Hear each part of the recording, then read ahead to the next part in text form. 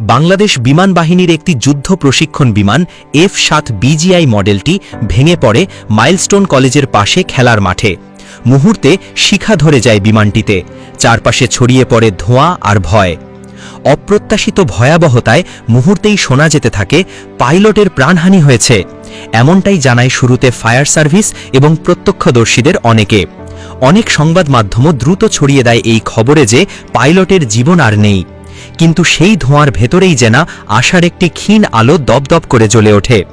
ঘটনার কয়েক ঘণ্টা পর অবাক করে দিয়ে এক সেনা সদস্য জানান, ফ্লাইট লেফটেন্যান্ট তৌকির ইসলাম সাগর এখনও বেঁচে আছেন, তার পালস পাওয়া গেছে।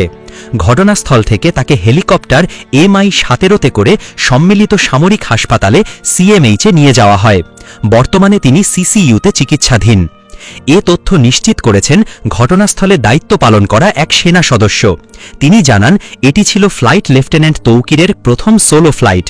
দুর্ভাগ্যজনকভাবে প্রথম এই একক উড্ডয়নেই এমন অপ্রত্যাশিত ঘটনার শিকার হন তিনি।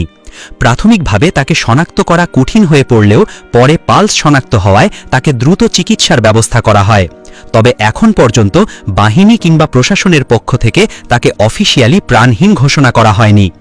তৌকিরের বেঁচে থাকার সংবাদটি ছড়িয়ে পড়তেই সামাজিক যোগাযোগ মাধ্যমে ছড়িয়ে পড়ে আবেগ, উৎকণ্ঠা আর প্রার্থনার ঢেউ।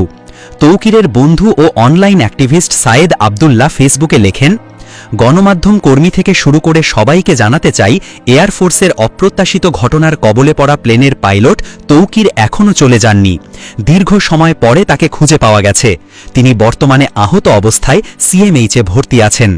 সামনে কি হবে বলা যায় না, তবে এখন পর্যন্ত বেঁচে আছেন। সবার কাছে বিনীত অনুরোধ, দোয়া করতে থাকুন আমাদের বন্ধুটার জন্য। এদিকে ফায়ার সার্ভিসের নিয়ন্ত্রণ কক্ষ থেকে জানানো হয়, এ ঘটনায় 25 জন আহত হয়েছেন। তাদের মধ্যে অধিকাংশই আঘাত নিয়ে জাতীয় বার্ন ইনস্টিটিউটে ভর্তি রয়েছেন। আহতদের মধ্যে 4 জনকে CMH-এ হেলিকপ্টারে করে নিয়ে যাওয়া হয়েছে।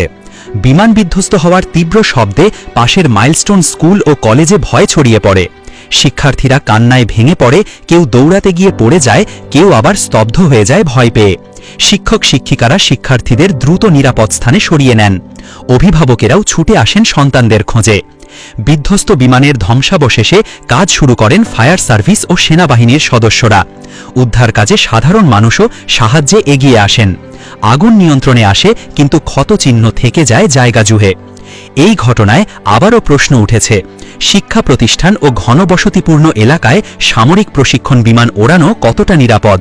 অনেক অভিভাবক উদ্বেগ প্রকাশ করে বলেন, যদি এই বিমানটি স্কুল ভবনে পড়ত তাহলে কি হতো? তবে সব ভয়, শোক ও হতাশার মধ্যেও ফ্লাইট লেফটেন্যান্ট তৌকিরের বেঁচে থাকার সংবাদ যেন এক অলৌকিক আশার আলো। এখন তার জীবন নিয়ে চিকিৎসকদের লড়াই চলছে।